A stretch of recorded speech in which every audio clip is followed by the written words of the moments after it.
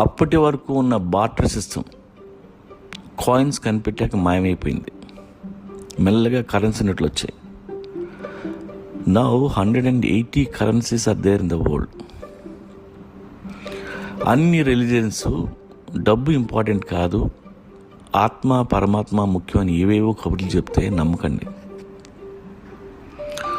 ఒక ధనవంతుడు తలుచుకుంటేనే దేవుడి గుడి రెడీ అవుద్ది. మిగతా వాళ్ళు కలిసి హుండీలో వేసిన డబ్బులతోనే గుడి రన్ అవుద్ది. ఎంత డబ్బు ఉంటే అంత పెద్ద దేవుడు అవుతాడు. వజ్ర వైఢూర్యాలు లంకి బిందులు ఉన్నాయని తెలిసాకే మనకి ఆ పద్మనాభ స్వామి ఎవరో తెలిసింది. లేకపోతే ఆ కేరళలో టెంపుల్ ఎవరికీ గుర్తుండదు. మనీని చులకనగా చూడద్దు. Respect money. మనం పూర్ పీపుల్కి రెస్పెక్ట్ ఇస్తామా? ఇవ్వం కదా. But we all respect rich people.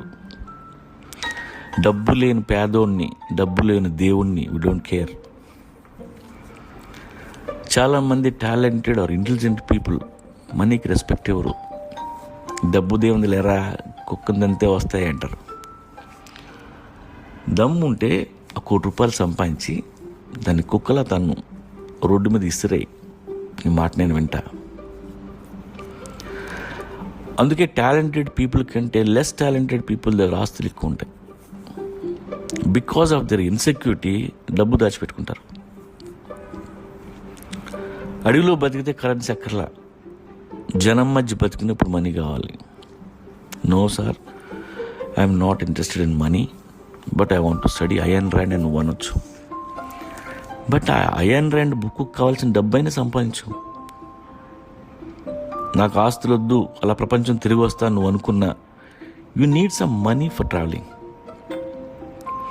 So నీ ఆశలకు తగ్గట్టుగా సఫిషియంట్ మనీ సంపాదించి పెట్టుకో. నీ రిలీజన్ ఎప్పుడు లవ్ యువర్ నైబర్ అంటది. ఎంటా కూర్చుంటే నీ నైబర్ గడి కష్టాలకు అంటూ ఉండదు. మీ అమ్మ హాస్పిటల్ పాలైతే ఏ నైబర్ హెల్ప్ చేయడు. అలాగే డబ్బు కూడబెట్టడం అనేది ఎండ్లెస్. కానీ హవా ఐలాండ్స్లో ఎక్స్పెన్సివ్ యాట్లో ఉండటం ఎంత అవసరం, అక్కడున్న ఫ్రెంచ్ వైన్ని ఎంజాయ్ చేసే మనసు ఉండటం కూడా అంతే అవసరం. డౌన్ టౌన్ పెంట్ హౌస్లో వరల్డ్స్ కాస్ట్లీ మ్యూజిక్ సిస్టమ్ ముందు కూర్చోవడం కాదు, దాంట్లో లండన్ ఫిల్హార్మోనిక్ సింఫనీ ఎంజాయ్ చేస్తున్నావా లేదా అనేది ఇంపార్టెంట్. లేకపోతే ఈ జీవితాంతం ఈ డబ్బు చాకరీ ఎవరి కోసం? ఫైనల్గా నీకు టేస్ట్ ఉన్నా లేకపోయినా మన లైఫ్కి కావాల్సిన మనీ సంపాదించుకోవడం చాలా అవసరం. Let's respect money.